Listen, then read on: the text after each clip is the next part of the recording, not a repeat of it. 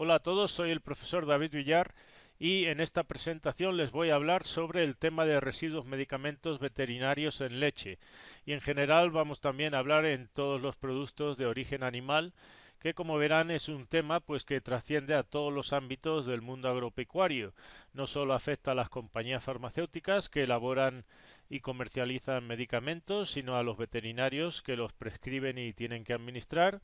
también obviamente a los ganaderos y a los propios consumidores que quieren que los productos de consumo pues sean seguros, y por último también afecta a las agencias estatales que tienen la responsabilidad pues de garantizar productos de calidad e inocuos para la salud de los consumidores. Esta presentación la vamos a ir desarrollando en el orden que aquí tienen. Vamos a empezar por definir los conceptos de higiene y residuos, cómo se clasifican, después hablaremos de los efectos indeseables de los antimicrobianos, que son los principales tipos de residuos que normalmente preocupan, cuáles son las causas corrientes de la presencia de residuos en los alimentos, veremos cómo prevenirlos y por último miraremos algunas de las pruebas más comunes que se usan para detectar, incluidos los conceptos de sensibilidad y especificidad. Y también veremos un estudio que hicimos aquí en la Universidad de Antioquia con dos pruebas de detección para un medicamento conocido con el nombre de Vicarpen, de la compañía Vicar, que es una penicilina que está indicada para infecciones en vacas y en otras especies. Para empezar, por el concepto de higiene de la leche, esta, como ven aquí, se establece en base a tres requerimientos que tienen en esta tabla y que, como ven, pues son ligeramente distintos en la Unión Europea y en Estados Unidos. PMO es la abreviación americana de Pasteurized Milk Ordinance, que en realidad es la ley que regula los requerimientos que debe cumplir la leche en Estados Unidos. Y como ven, pues esos tres parámetros son los criterios que se usan para definir que la leche pues cumple todas las condiciones de calidad y para que sea inocua y por tanto no produzca problemas en la salud del consumidor. La primera de ellas, como ven ahí, es que no lleve residuos de fármacos o que estén por debajo de un límite máximo permitido. La segunda es que no supere un número de células somáticas por 1000 litros. Esto pues es un indicador de si hay inflamación en la ubre. Y por último, pues que no haya un número superior de 100.000 bacterias por mililitro, que es otro de los indicadores de buena calidad de la leche. Con respecto a este último punto de las bacterias, también sería importante pues identificar qué tipo de bacteria está contaminando la leche. Si vemos esta tabla, pues vemos que el tipo de bacteria es una cosa importante no solo del punto de vista de la salud, sino porque nos va a ayudar a identificar de dónde viene la contaminación de esa leche. Por ponerles un ejemplo, si vemos el Staphylococcus aureus, vean que el origen suele ser intramamario, es decir, que ya viene de una infección que está dentro de la glándula mamaria. Mientras que si por ejemplo vemos Escherichia coli, pues vean que la fuente no suele ser intramamaria, sino que suele ser por contaminación de la ubre con heces, o por ejemplo de la maquinaria de ordeño o de los sitios de almacenamiento. Normalmente pues no suele venir de la vaca. Si miramos, por ejemplo, el Mycoplasma bovis, vean que también la única fuente de donde viene es también intramamaria. Y eso pues se pueden imaginar que es importante pues porque ahí es donde tenemos que enfocar el tratamiento y parar la contaminación de esa leche. Si ya pasamos al concepto de qué es lo que entendemos por residuos de medicamentos, vean que la definición más simple pues sería que son restos de medicamentos con actividad farmacológica, incluyendo los metabolitos que se están produciendo ahí en el cuerpo y que permanecen en los alimentos después de haberse administrado a los animales. Abajo tienen LMR, que en realidad es la abreviación para indicar el límite máximo de residuos que está permitido legalmente y que sería aceptable para el consumo. Ese límite normalmente se mide en unidades de microgramo por kilogramo de alimento. Si pasamos a hablar de cómo se clasifican los residuos, pues tenemos que decir que no todos los países lo hacen igual, pero por lo general pues todos van a seguir las normas del Codex Alimentario que tienen en esta imagen. El Codex Alimentario o Código Alimentario en realidad es una serie de normas alimentarias que se han puesto a nivel internacional por la FAO y la Organización Mundial de la Salud a partir del año 1963 y cuya finalidad pues es proteger la salud del consumidor y fomentar que las prácticas del comercio de los alimentos pues sean lo más justas posible. Aborda, si quieren, todos los ámbitos que están relacionados con la inocuidad y la calidad de los alimentos. Y cuando hablamos de eso nos estamos refiriendo, por una parte, a la higiene, de la que citábamos anteriormente. También establecen lo que son los límites máximos de residuos, tanto para plaguicidas como aditivos, como medicamentos veterinarios. Y también establecen esos límites máximos para sustancias que están ahí en el medio ambiente y que pueden contaminar los alimentos y que no siempre se puede evitar su presencia en los alimentos. Y obviamente pues también establecen los límites máximos de contaminación por parte de los microbios. Una cosa importante que tengo que decirles es que cada país es libre de adherirse al Codex Alimentario y en realidad, aunque todos tienen una legislación nacional, podríamos decir que son muy poquitos los que no se ajustan a lo que dice el Codex Alimentario. Vean que en esta diapositiva, que es la página principal del Codex, pues lo que viene es la base de datos sobre residuos de medicamentos veterinarios en los alimentos. Y si pasamos a la siguiente página del Codex, pues ahí podemos mirar cualquier fármaco concreto. Aquí, por ejemplo, he pinchado en lo que sería el antimicrobiano amoxicilina y vean que está el límite máximo de residuos permitidos para distintos tejidos y en distintas especies. Si vemos, por ejemplo, la leche, el límite máximo de residuos que se permite es de 4 microgramos por kilogramo.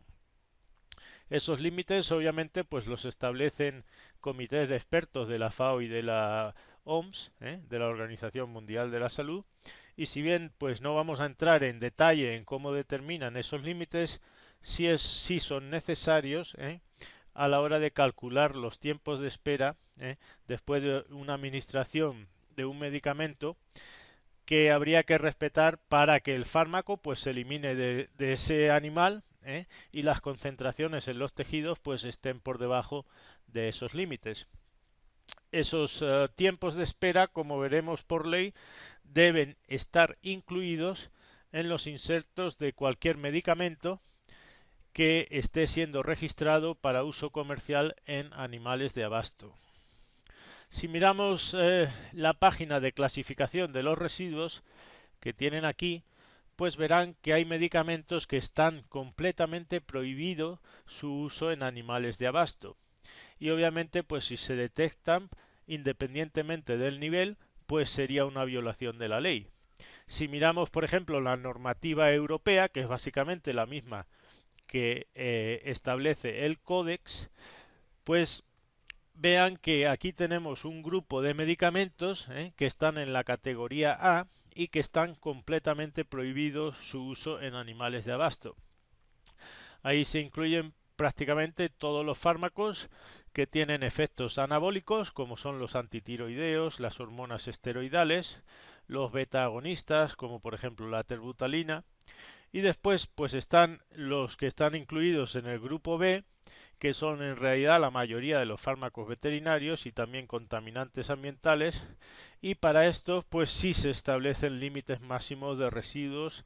en tejidos y en leche. Si vemos esta otra diapositiva, pues dentro de los del grupo B los más frecuentes de todos son los antimicrobianos y probablemente pues eso ocurra porque son los fármacos que más se van a usar en la clínica veterinaria. Después vendrían los antiparasitarios y a continuación pues estarían todos los antiinflamatorios. Pasando ya a hablarles sobre los efectos indeseables de los residuos, en realidad serían múltiples y no podemos cubrir todo, porque hay muchos tipos de residuos. Y como no vamos a poder hablar de todos, pues nos vamos a centrar en el principal grupo, que son los antimicrobianos, y que de hecho pues son los más frecuentes. Aquí tenemos las principales preocupaciones sobre los residuos de este grupo, me estoy refiriendo a los antimicrobianos, en los alimentos, y como ven, contrario a lo que mucha gente puede pensar, los efectos directos sobre la salud, en el sentido de que pueden causar alergias o toxicidad directa, y enfermar a las personas, pues esas situaciones son muy raros y de hecho no van a encontrar casos documentados en la literatura que estén achacando la presencia de residuos antimicrobianos con efectos concretos en la salud del consumidor.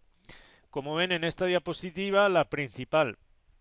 preocupación, y que pongo en letras más grandes, por excelencia, es que cuando se usan mucho los antimicrobianos, más rápido se van a desarrollar bacterias que son multiresistentes. Si bien esos residuos no van a causar problemas de la salud, como he dicho anteriormente, lo que sí puede ocurrir es que haya bacterias que se han hecho resistentes en los animales y pasen esos genes de resistencias a bacterias de la flora humana, algunas de las cuales pues obviamente pueden ser bacterias patógenas, y lo que va a ocurrir es que cuando nos enfermemos pues es probable que ese antimicrobiano pues no vaya a servir, pues porque las bacterias ya se han hecho resistentes. Esto es lo que se conoce como transferencia de genes de resistencia. La otra cosa, el otro punto que les pongo ahí, es que puede ocurrir que esas bacterias que ya son resistentes en los animales y que sean potencialmente patógenas para las personas, y entren en la cadena alimentaria y nos enfermen. De hecho, no sería la primera vez que esto ocurre, por ejemplo, con alimentos, sobre todo los que no requieren calentamiento, como por ejemplo los quesos que se elaboran directamente a partir de la leche, o las carnes que se calientan poco en su interior, como las hamburguesas. La segunda preocupación, por orden de preferencia, y de esta en realidad no existe gran evidencia, es que esos residuos, al entrar en el tracto digestivo de un humano, pues hagan que se altere la flora intestinal normal que tenemos ahí en nuestro intestino, y que la balanza pues se incline hacia el lado de las patógenas, por decirlo de alguna manera. Como digo, la posibilidad de que esto ocurra existe, pero también les digo que no van a encontrar eso bien descrito en la literatura. De todas maneras, es un tema que preocupa y una de las causas por las que se legisla la presencia de residuos antimicrobianos en los alimentos. Con respecto a los dos últimos aspectos que ahí tienen, están las alergias que pueden ocurrir, y que de hecho ocurren. Por ejemplo, el grupo de los beta-lactámicos es notorio porque hay mucha gente que es alérgica a la penicilina, pero este tipo de problemas por lo general son impredecibles, como la mayoría de las alergias, y no en realidad van a encontrar muchos estudios. De hecho, aquí les pongo uno que se hizo en 13 voluntarios que eran alérgicos a la penicilina, y se les dio una leche que tenía 18 veces por encima del límite máximo de residuos permitidos. Vean que de esas 13 personas solo 4 desarrollaron urticaria, que en realidad pues sería la forma más leve de presentarse una alergia. Con respecto a la toxicidad directa, pues se refería, ahí nos estamos haciendo referencia al daño que los residuos de por sí pues podrían hacer en la salud, independientemente ya de que afecten a flora intestinal. Y en realidad pues se puede aplicar quizás a otros residuos que sean más peligrosos que los antimicrobianos. Estoy pensando concretamente, por ejemplo, en las micotoxinas, como las aflatoxinas, que obviamente son contaminantes medioambientales cuando ese alimento se contamina por hongos, y ese tipo de residuos o sustancias contaminantes del alimento, pues hay que también ponerle un límite máximo de permisible, porque sí pueden causar toxicidad directa y un daño. En este caso la aflatoxina es muy hepatotóxica. Si pasamos ya a hablar sobre las principales causas de residuos, aquí tenemos un estudio que se hizo en Francia y vean que con gran diferencia la causa más corriente es el tratamiento de mastitis, y que era la causa de residuos en el 64% de todos los casos.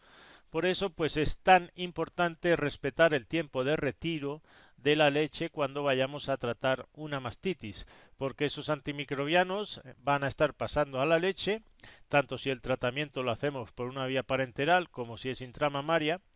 y por tanto pues hay que evitar que esa leche llegue al consumidor hasta que no se hayan alcanzado los límites máximos de residuos permitidos.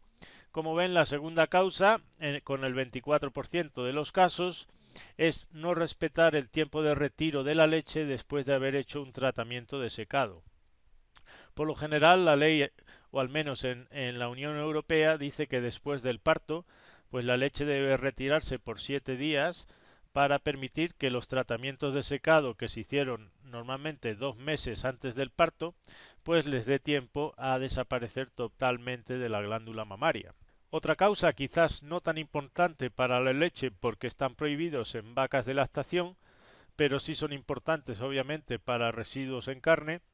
es el tema de los aditivos en los piensos. Como ven aquí, los antimicrobianos también se usan como promotores del crecimiento, y de hecho el 70% de todos los antimicrobianos que se comercializan en veterinaria en Estados Unidos van precisamente destinados a favorecer el crecimiento en animales de engorde, ya sean cerdos, vacas o pollos. Estos promotores lo que hacen es que la tasa de crecimiento, o por así decirlo, la ganancia de peso, sea de hasta un 16% por encima de lo que esos animales harían pues si no estuviese esa sustancia en el pienso. Y eso pues parece que ocurre sobre todo porque se aumenta la eficiencia o conversión energética de ese mismo alimento. Por ejemplo, si hablamos de vacas, lo que ocurre es que las bacterias y protozoos que convierten ese alimento en sustancias energéticas, como por ejemplo el ácido propiónico en el rumen, pues van a estar aumentadas. Y eso hace que ese mismo alimento pues se aproveche más del punto de vista energético. Como ven, los principales antimicrobianos que se usan como promotores del crecimiento pues pertenecen al grupo de los macrólidos. Ahí tenemos la tiloxina, bacitracina, la lincomicina, la virgiamicina, y también hay suplementos que llevan oxitetraciclina, y por lo general la concentración que van a llevar es de tan solo unas pocas partes por millón. Es decir, que la cantidad que está ingiriendo al final el animal pues es muy por debajo de lo que se usaría para tratar una enfermedad infecciosa. Como decíamos anteriormente, el principal riesgo y causa por lo que se está restringiendo mucho el uso de antimicrobianos para este uso es que al darlos de forma constante a los animales, lo que va a ocurrir es que se van a crear bacterias multiresistentes en el animal y vas de forma muy rápida, y después si se presenta un problema infeccioso pues ese antimicrobiano pues no va a servir en ese animal. Por otra parte, si no los retiramos de la dieta cuando sacrificamos al animal, pues obviamente pues van a aparecer residuos en esas carnes y en esas vísceras. Por eso lo que habría que hacer pues es retirarlos del alimento con el tiempo suficiente para que se eliminen del organismo antes de llevar esos animales al matadero. Aquí les muestro el inserto de dos productos que llevan tiloxina. Ahí tenemos el Tifomix, que se usa como promotor del crecimiento en cerdos y en aves, y por otra parte el Mactilo, que en realidad es la misma tilosina, pero que como ven se usa para tratar infecciones pues producidas por distintas bacterias. Si hacen los cálculos verán que la cantidad que ingieren los cerdos de tilosina cuando la usamos como promotor de crecimiento pues está de alrededor de 10 veces por debajo de la que se administraría para tratar infecciones. Es decir, que si la dosis recomendada, por ejemplo, del Mactilo es de 10 miligramos por kilo cada 24 horas por 3 a 5 días, pues verán que en la forma de promotor de crecimiento, pues los animales están ingiriendo alrededor de 10 veces menos, es decir, 1 miligramo por kilo por día. Vamos ya a hablar de las medidas que habría que usar para prevenir que no haya residuos en los tejidos, y aunque lo vamos a enfocar sobre todo para la leche, pues también se podría aplicar a residuos en las canales de los animales cuando estos se sacrifican. Lo primero que hay que hacer es respetar los tiempos de retiro o de espera después de aplicar un medicamento. Vean que aquí tenemos lo que se hace en Europa, y allí la reglamentación dice que la leche después del parto pues no se puede usar para consumo hasta 7 días después del parto si el periodo de secado ha sido de 2 meses antes del parto. Si ese periodo de secado ha sido menor de 5 semanas, pues ese tiempo de espera hay que aumentarlo a 15 días para asegurarse que se ha eliminado todo lo antimicrobiano que se aplicó por vía intramamaria. Hay medicamentos que se usan de forma extra label o extraindicada, es decir, que se están usando de forma distinta a como viene en el inserto. Por ponerles un ejemplo, el uso extraindicado de un medicamento pues sería, por ejemplo, usar la dosis al doble de lo que viene ahí en el inserto o por una vía completamente distinta. Es decir, por ejemplo, si aplicamos subcutánea en vez de intramuscular, ya sería un uso extraindicado de ese medicamento, o por ejemplo en una especie distinta a la que está prescrita, o incluso para una enfermedad distinta a lo que viene indicado en el inserto.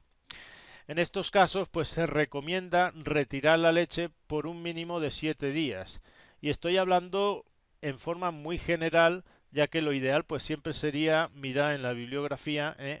una base de datos como por ejemplo la que tienen ahí de FARAT, que es un programa patrocinado por la FDA americana y que tiene la misión pues de recopilar datos para ayudar a los veterinarios a establecer los tiempos de espera cuando estén haciendo un uso extraindicado de un medicamento veterinario. Por último, otra medida importante es descartar la leche de los 4 cuartos, aun cuando solo uno de ellos sea el que está siendo tratado por vía intramamaria. Lo mejor para prevenir la presencia de residuos en leche es obviamente llevar un buen registro de todo lo que se está haciendo en la finca. Y aquí pues les voy a hablar de 5 puntos, en realidad de 10 puntos, que consideran importantes desde el punto de vista de la prevención. El primero y obvio es evitar pues que se presenten enfermedades, ya que eso implica pues que no vaya a tener que usarse medicamentos. El segundo punto que ahí tienen es entender muy bien el protocolo de cómo hay que usar un medicamento, tanto en la duración del tratamiento como la dosis y la vía correcta como hay que aplicarlo. El tercer punto es conocer el tiempo de retiro que tiene ese medicamento y que debe venir muy bien indicado si es un producto que está autorizado para usar en animales, en vacas en ordeño. El cuarto punto que ahí tienen es marcar muy bien el animal que está siendo tratado, sobre todo obviamente si no se va a separar de los demás. El quinto punto sería retirar la leche de los 4 cuartos, aun cuando solo uno de ellos esté siendo tratado, si es en el caso de que lo estemos haciendo por vía intramamaria. El sexto punto que aquí tienen sería aislar o marcar muy bien animales en periodo de secado para que obviamente pues no se ordeñen de forma accidental si están con el resto de los animales. El séptimo punto pues es revisar muy bien el tiempo de retiro que comienza desde la última aplicación que se hizo de ese medicamento. Como ven, el octavo punto es llevar por escrito muy bien todos los tratamientos que se están haciendo diariamente en todas las vacas. Y aquí también aconsejan usar pruebas de campo que sean rápidas, y en este caso pues aquí nos muestran el Delvo Test, que se puede usar antes de retornar una vaca que ha sido tratada pues al ordeño con las demás. De esta forma pues el ganadero en la misma finca pues se va a asegurar de que el tiempo de retiro ha sido adecuado, y se ha eliminado todo el antimicrobiano, y no queda nada en la leche. Obviamente esto sería lo ideal, sobre todo si vamos a hacer un uso extraindicado de ese antimicrobiano y no sabemos cuál es exactamente pues el tiempo de retiro que habría que usar. Por último, el punto 10 nos hablan de los riesgos, y ahí básicamente pues se valora todo lo que estamos haciendo para prevenir que no se produzca una contaminación, sobre todo si esta nos ha ocurrido anteriormente. Por lo general van a ver que medicamentos que se eliminan por la leche por más de 3 días no se comercializan para vacas que están en ordeño, ya que el coste de retirar la leche por más de 3 días pues sería prohibitivamente alto para el productor. Aquí les muestro una cinética de eliminación de un antimicrobiano, que es el Ceftiofur, que es una cefalosporina, y cómo se elimina en la leche después de haber hecho un tratamiento intramamario por 2 veces, de una jeringa que lleva 300 miligramos del principio activo. Vean que en los 2 primeros días la eliminación es muy rápida, es decir, cae de forma exponencial y baja prácticamente más de 1000 veces la concentración en tan solo 2 días. Y sin embargo, vean que a partir del segundo día, pues la concentración cae mucho más lentamente, y todavía va a estar por encima del límite máximo de residuos permitidos, que es de 0,1 partes por millón, o lo que es lo mismo 100 partes por billón. Y si quisiéramos usar este producto, pues vean que habría que estar eliminando esa leche durante al menos 7 días para evitar que se produzcan niveles prohibitivos del residuo en la leche. Obviamente pues este producto no va a ser rentable, para el productor, y de hecho pues no está comercializado para vacas en ordeño por vía intramamaria. Sin embargo, vean que el Exenel, sí está permitido usar por vía parenteral, en este caso vía intramuscular,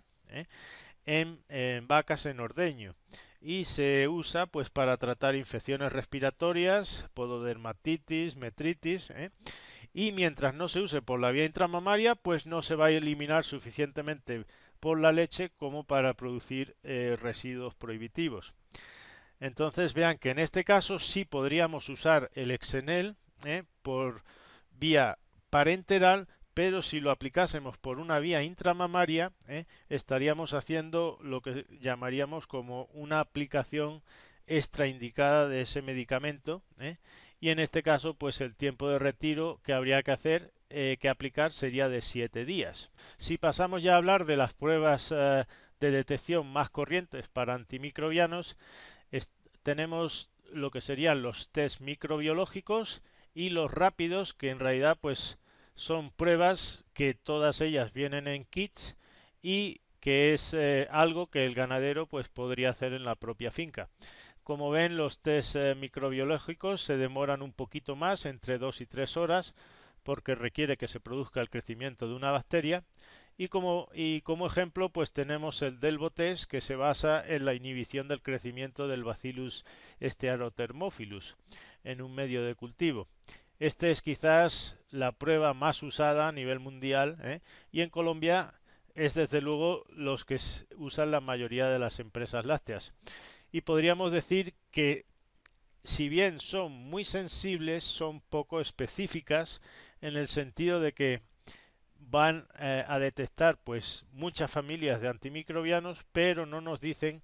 cuál de ellos está presente. Como veremos a continuación, la sensibilidad en general varía mucho dependiendo del tipo de antimicrobiano, pero por lo general está cerca del límite máximo de residuos permitidos para la mayoría de los antimicrobianos. Por tanto, pues si da positivo, se suele considerar que hay niveles prohibitivos de de un antimicrobiano en la leche. Con respecto a los test rápidos, estos son los que dan resultados en pocos segundos o minutos, y se basan en reacciones enzimáticas o de antígeno-anticuerpo, y por lo general pues son más específicas que las microbianas para familias concretas de antimicrobianos, y en Colombia pues también son las que más se usan antes de descargar lo que sería un camión de leche. Por lo general también detectan niveles o concentraciones que están por debajo del límite máximo de residuos que están permitidos. Por último, tenemos las pruebas más costosas y que requieren de equipos y personal sofisticado, que serían, por ejemplo, las de HPLC, que alude a cromatografía líquida de alta resolución, o los de LSMS, que sería espectrometría de masas acoplada a cromatografía líquida. Estas pruebas pues tienen la ventaja de que te identifican cualquier molécula específica, y aparte te la pueden cuantificar exactamente la concentración que hay en leche o en cualquier otro tipo de muestra. Pero obviamente pues el coste haría prohibitivo que podamos usar esto de forma rutinaria. ¿Cuál es el problema que tenemos con las pruebas microbiológicas y los kits de detección rápida? Pues básicamente que pueden emitir bastantes falsos positivos y falsos negativos, y tanto en un caso como en otro pues es perjudicial. Si da falso positivo, pues se le está penalizando de forma injusta al productor, y pierde dinero obviamente, y si da falso negativo, pues la leche con residuos pues se va a ir al consumidor. ¿Qué es lo que se hace en estos casos si no se puede recurrir a las pruebas de oro confirmatorias como son el HPLC? Pues bien, eso lo pongo de forma gráfica aquí en esta diapositiva. La estrategia en estos casos sería la de combinar dos pruebas que tengan una sensibilidad y especificidad distinta, pero que obviamente sea bastante alta, por encima del 90% para las dos. Podríamos empezar haciendo una primera prueba que sea muy sensible, pero poco específica, de tal manera que no vamos a tener falsos negativos, pero obviamente pues sí va a haber falsos positivos. De tal manera que en este caso lo que hace, quien pierde sería el productor, porque se retira la leche de forma innecesaria. Entonces lo ideal sería que si esa primera prueba diera positiva, pues se haga una segunda prueba que sea más específica, aunque sea un poco menos sensible, y que obviamente al ser más específica pues va a emitir menos falsos positivos, y por tanto si esta segunda prueba da positiva, pues entonces se considera que la leche efectivamente tiene residuos de antimicrobianos y hay que retirarla. Eso sería una manera de en realidad poder aumentar, si quieren, la fiabilidad de las pruebas de detección que tenemos actualmente de uso corriente en el mercado. En esta imagen tienen representado el kit del Dervotest, y como ven pues son viales que contienen un medio de cultivo con esporas del Bacillus stearothermophilus, y se les echa una pequeña volumen de leche, unos 100 microlitros, y se incuban por 3 horas a 65 grados centígrados. El medio por lo general pues lleva un indicador de pH, y cuando las bacterias empiezan a crecer producen ácido carbónico, y se produce un cambio del pH del medio.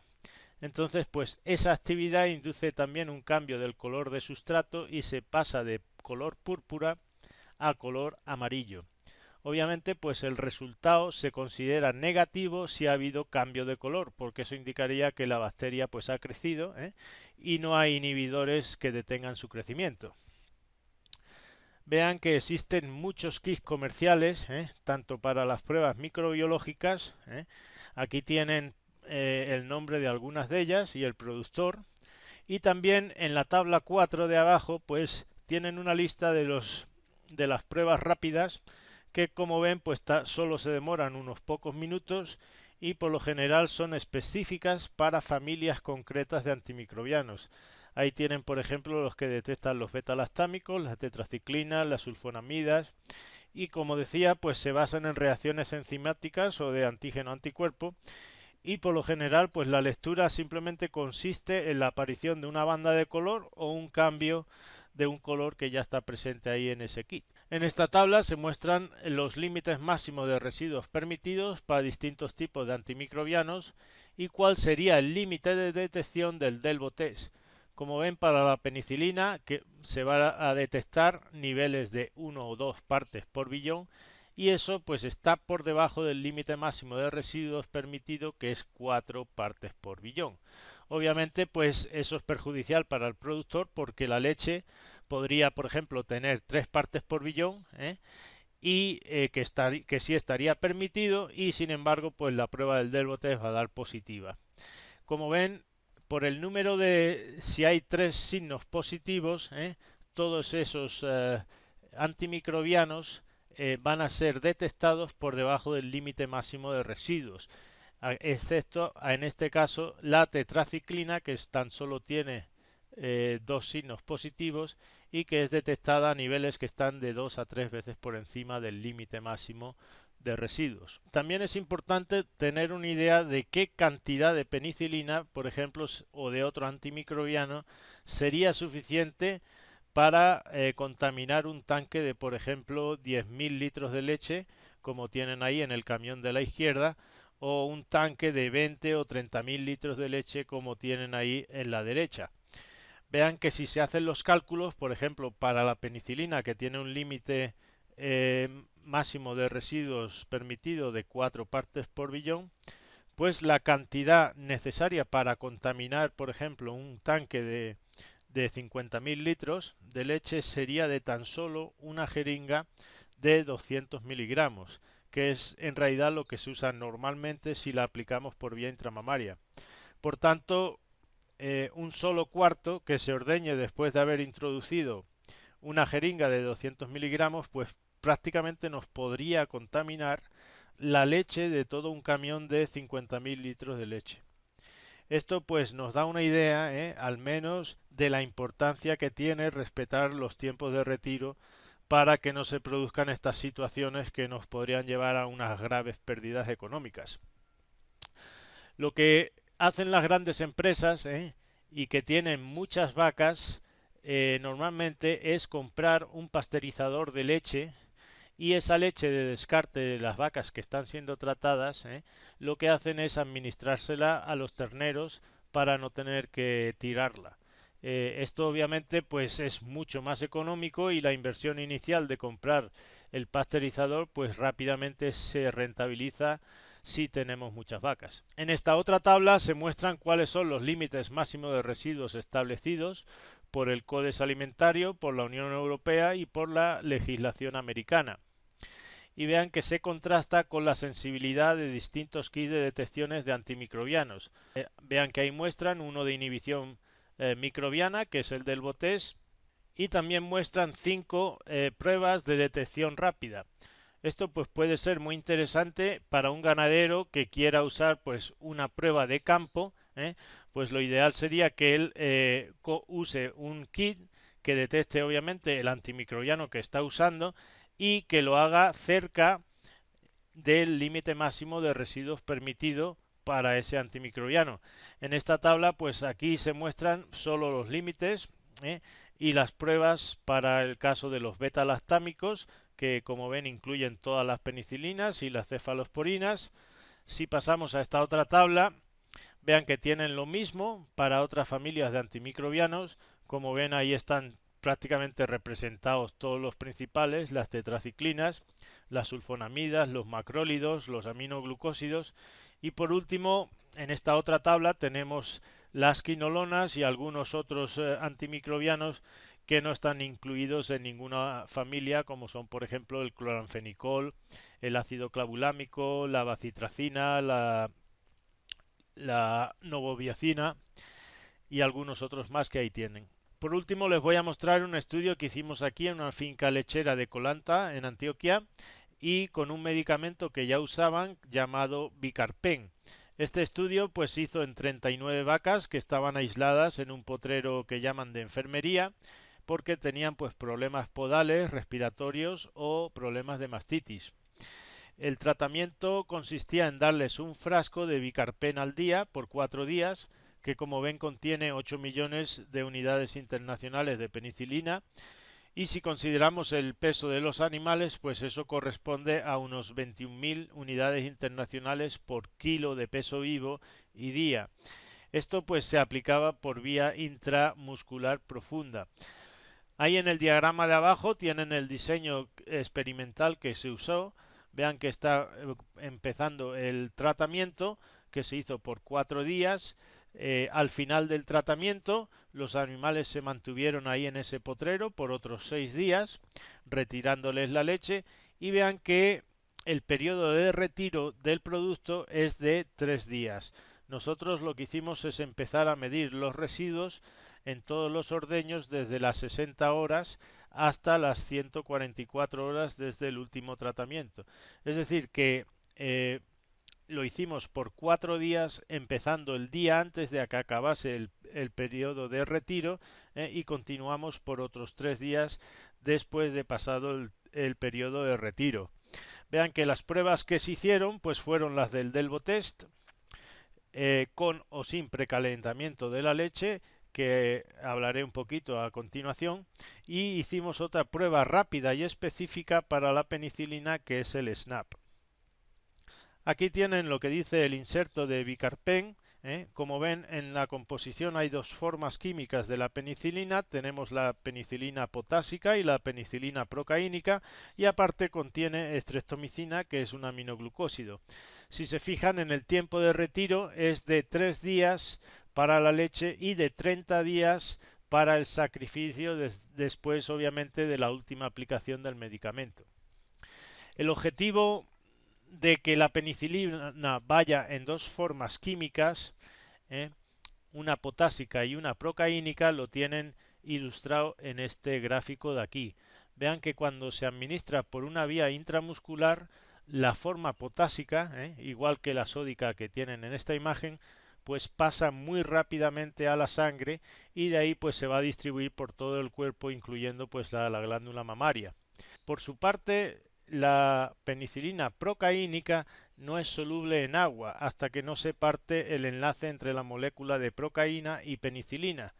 Por tanto, pues no va a pasar rápidamente del músculo a la sangre, con lo que podríamos decir que el músculo lo que está haciendo es actuando como un sitio de almacenaje temporal de donde se va liberando lentamente esa penicilina, con lo que ven que los niveles en sangre pues se van a mantener por encima de una concentración mínima inhibitoria, que es lo ideal, por mucho más tiempo después de administrar ese producto. Por tanto, pues sería esa penicilina procaínica y no la penicilina potásica la que va a hacer que la concentración esté en la leche por más tiempo, obviamente. Se pueden imaginar que si diésemos ese mismo preparado por vía subcutánea, pues la absorción sería aún mucho más lenta que por vía intramuscular, y obviamente eso tendría la consecuencia de que la leche va a seguir dando positiva a la penicilina no solo por 3 días, sino por semanas. De ahí lo que les decía anteriormente de la importancia de darla por vía intramuscular profunda y que no sea una aplicación cerquita del tejido subcutáneo. Con esos antecedentes que les acabo de dar, aquí les voy a mostrar ya los resultados que se obtuvieron en esas 39 vacas. Vean que aquí está, este gráfico representa el porcentaje de los animales que dieron positivo.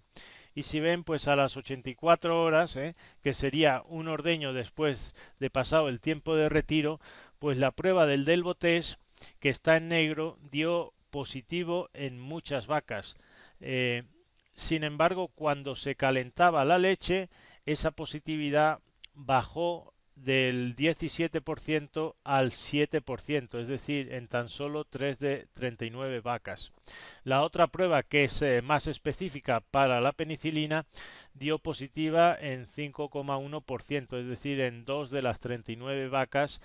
en el ordeño pasado el tiempo de retiro. Si me preguntan sobre cuáles son las causas de que estas pruebas emitan falsos positivos y negativos, y que obviamente hay que tener en cuenta a la hora de interpretar los resultados, pues una de las principales causas es que la vaca, si tiene mastitis, va esa leche para combatir la infección, pues va a contener enzimas como por ejemplo la lactoferrina y la lisozima, y esas enzimas pues van a inhibir el crecimiento bacteriano y por tanto pues se van a comportar, si quieren, como antimicrobianos que son naturales. De hecho, el motivo por el que se hace un precalentamiento de la leche antes de usar el Delvo-Test es precisamente para destruir esos inhibidores naturales, y con eso pues vimos que muchas de esas muestras que anteriormente que tienen ahí representado en la barra negra y que daban positivas, vean que la barra negra, cuando se calentó la leche, hacía que pasaran esos positivos a valores mucho más bajos. Por tanto, pues ahí estaba dando muchos falsos positivos. Otra de las causas de falso positivo pues sería la presencia de calostros, si es una vaca recién parida. Y vean que también en ovejas se ha visto que la presencia de muchos sólidos totales, sobre todo los de grasa, pues también es motivo de falsos positivos. Si tuviéramos que decir cuáles eran las conclusiones que obtuvimos de este estudio, pues aquí las tienen muy resumidas. Por una parte, los resultados mostraron que el 95%, es decir, 37 de 39 de las vacas que fueron tratadas con Bicarpen, pues las instrucciones del inserto con respecto a los 3 días del tiempo de retiro, pues se cumplieron. Solo hubo 2 vacas que dieron positivas pasados esos 3 días y tan solo dieron positivas por un día más. Por eso pues sería interesante hacer la prueba antes de volver a introducir la vaca en la sala de ordeño. Otra de las conclusiones que obtuvimos es que el Delvo-Test, si no va precedido de calentamiento por 80 grados durante 5 minutos, para inactivar esos inhibidores naturales, sobre todo si la vaca tiene mastitis, pues se va a emitir un gran número de muestras que son falsas positivas, y eso pues obviamente pues es malo del punto de vista sobre todo del productor, que se penaliza de forma injusta. Y la otra conclusión que obtuvimos es que todas las muestras que daban positivas al SNAP, que es más específica que el Delvo-Test, también dieron positivas al Delvo-Test. Por tanto, pues las dos pruebas en realidad se pueden usar una tras otra para confirmar resultados cuando existe duda de si existe un falso positivo o un falso negativo.